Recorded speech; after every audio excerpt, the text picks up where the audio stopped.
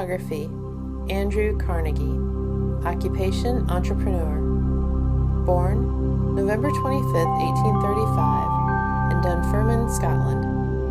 Died August 11, 1919, in Lenox, Massachusetts. Best known for becoming wealthy from the steel business, giving his wealth to charities. Nickname, patron saint of libraries.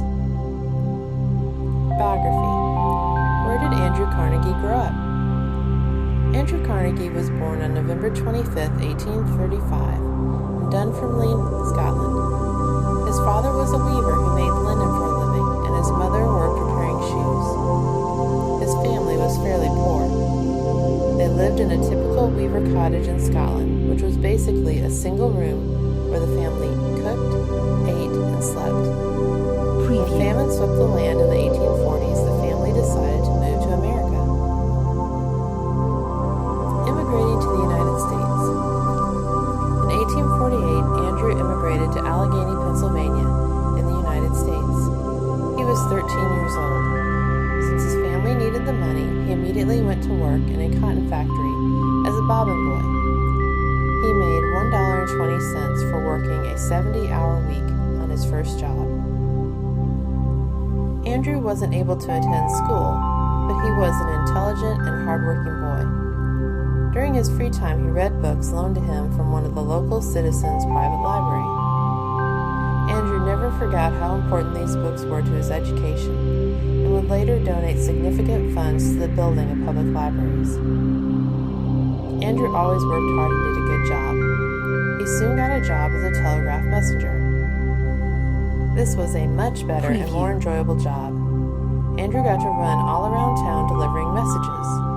He also studied Morse code and practiced with the telegraph equipment whenever he got the chance. In 1851, he was promoted to telegraph operator. Working for the railroads. In 1853, Carnegie went to work for the railroads. He worked his way up and eventually became a superintendent.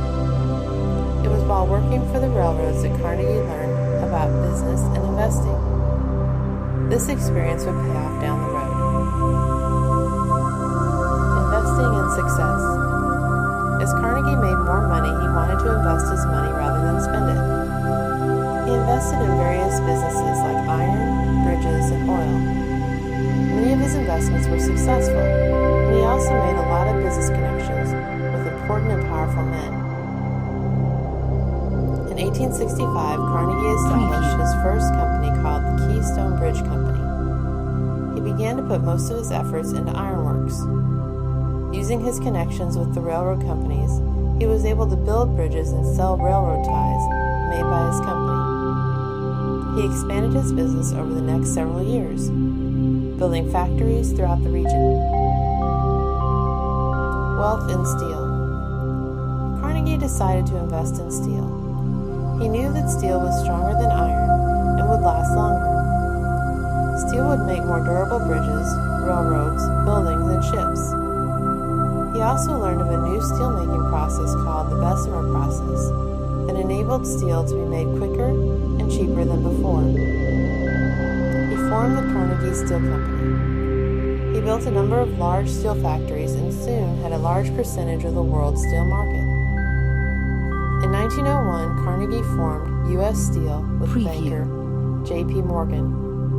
This became the largest corporation in the world. Carnegie had gone from a poor Scottish immigrant to one of the richest men in the world. Business philosophy. Carnegie believed in working hard and taking calculated risks. He also invested in vertical markets. This means that he didn't just buy the ingredients for steel and then make it in his factories. He also owned other aspects of the steel industry, including the coal mines to fuel the steel furnaces, trains and ships to transport his steel, and iron ore operations. Philanthropist. Andrew Carnegie felt that being rich was just the first part of his life.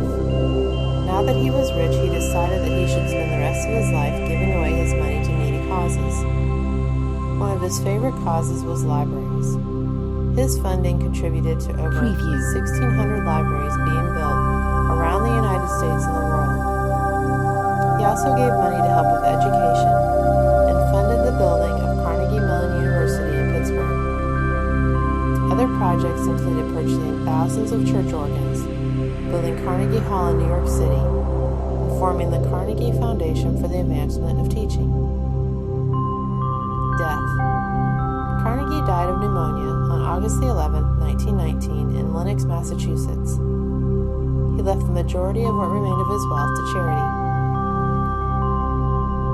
Interesting facts about Andrew Carnegie. During the Civil War, Carnegie was in charge of the Union's Army railroads and telegraph lines. He once said that you cannot push anyone up a ladder unless he be willing to climb a little himself. It is estimated that, accounting for inflation, Carnegie was the second richest person in the history of the world. The richest was John D. Rockefeller. He felt so strongly about giving his money away that he wrote in his book, The Gospel of Wealth, that the man who dies thus rich dies disgraced. He once offered to give the Philippines $20 million in order for the country to buy its independence. He donated funds to help Booker T. Washington run the Tuskegee Institute in Alabama.